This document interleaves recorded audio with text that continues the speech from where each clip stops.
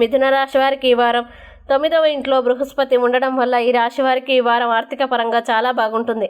ఈ వారం ఒత్తిడి మరియు ఒడిదుడుకుల నుండి ఉపశమనం పొందుతారు. ఇంకా ఈ వారం ఇంట్లో మరియు కార్యాలయంలో సంతోషకరమైన వాతావరణం ఉంటుంది. మీరు మీ కెరీర్లో గొప్ప అవకాశాలని పొందుతారు. ఈ వారం మీ స్వభావంలో మృదుత్వం ఉంటుంది.